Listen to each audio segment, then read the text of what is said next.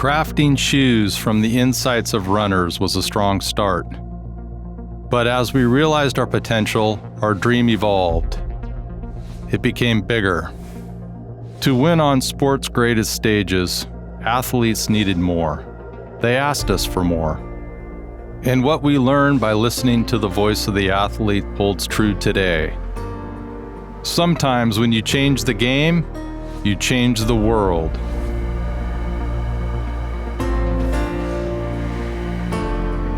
I mean, anybody that, was hired by Nike in the late 70s, early 80s, you were hired to work in footwear because that's basically what we were. We were a footwear company. But slowly in the early 80s, I think began to realize that could really leverage the brand on the sportswear side of the business. We began to take a more direct approach to working with factories and to begin to source product directly with the manufacturing base. And that was really kind of the beginning of an offshore sourcing effort to manufacture Nike apparel. When I first started, apparel was super small. There wasn't a lot to even differentiate men's from women's. And I remember I came to Nike, and so I talked about how pink was really a great color, like we should really be thinking of that for Nike. And I just remember someone saying, "We will never do fashion or pink at Nike." And I always feel a little bit like, touche, we did do fashion and pink at Nike. So to see where apparel is today and being part of our epic growth is so different from where I started. Depending who you ask today, Nike's the biggest apparel company in the world. The majority of our partners, we are their biggest customer and have the biggest impact on the livelihood of that factory. Everything is always about teamwork. In an environment like this where you have so many teams that you work with, you get to establish some really cool relationships and you get to learn a ton of things.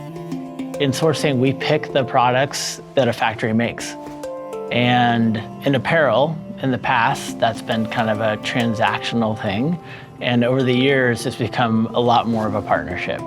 When we make our decisions, we're really looking for long-term health for us and the partner. We consider the environment, the workers, the infrastructure. We're thinking about how it's going to work over the long haul. When we do things right, we're creating a ton of opportunity for people. And when I see the swoosh out on the field of play, that I feel like I had a small part in that. And I think that's what a lot of people feel. I joined Nike in 1978, starting from a telex operator. Telex is our communication with headquarters in Portland. There is no fax, no computer, nothing. So I got the opportunity to join apparel and starting from production planning also. And then with multiple role in apparel, doing the garment development, material development, sourcing. When I left Nike in 2010, Far Eastern has approached me. I think for Nike, even for Far Eastern today, trying to create a product and make it successful, I think that is the most challenge, but it's also the greatest achievement, working through the team and with the partner.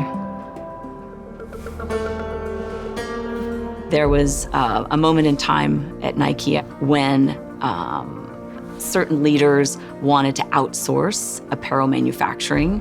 We didn't have a deep bench strength for employees that knew apparel, and that completely got nixed by Phil because he was not a proponent of agents.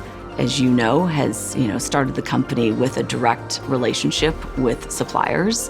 Working with partners and working directly with manufacturers enables us to innovate together and work through issues and learn together and change the industry going forward.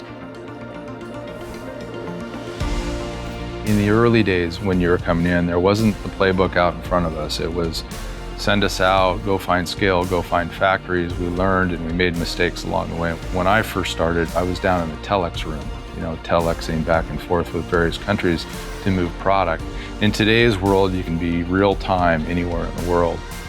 The new workforce coming in can really help us in just getting to real-time manufacturing, real-time consumer insights, which is much, much different than where we were in the day. I think it's super exciting time right now to come into the company.